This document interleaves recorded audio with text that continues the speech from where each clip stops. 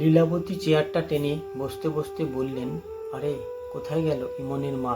এসো শিগগির, একটা ভালো খবর আছে। সবিতা হাতের কাজটা রেখে লীলাবতীর সামনে এসে গিয়ে দাঁড়ালেন।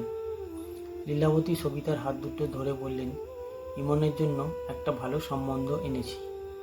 আমার দাদার ছেলে আইটিতে জব করে। দাদা ওই একটা ভালো মেয়ে খুঁজে দিতে বলল।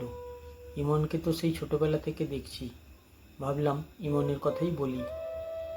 আমার কথায় দাদা না করতে পারবে না। সবিতা কি বলবেন ভেবে একটু ইতস্তত করছেন। লীলাবতী যে অভিজাত সম্ভ্রান্ত পরিবারের মেয়ে, সেটা পাড়ার প্রত্যেকেই জানে। হ্যাঁ, না, দ্বন্দ্বের মাঝে পড়লেন। ইন্দ্রনাথ বললেন, বৌদি, এখন ইমনের বিয়ে দেব না।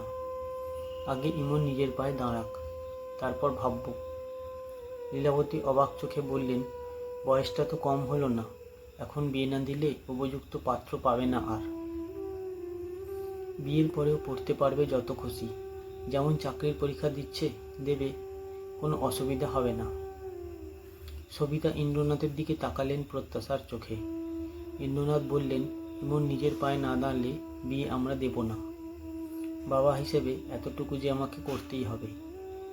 লীলাবতী একটু মুখ বাঁকিয়ে চলে গেলেন। সবিতা ইন্দ্রনাথের কাছে এসে বললেন, সম্বন্ধটা হাতছাড়া করা কি উচিত হলো?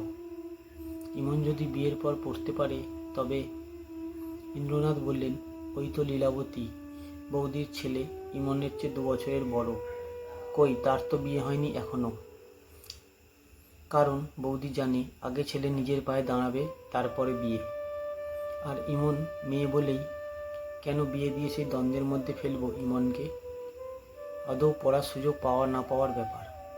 বাবা হয়ে আমি নিজে আমার মেয়েকে সেই সুযোগ দেব, এটা আমার পণ নিজের কাছে।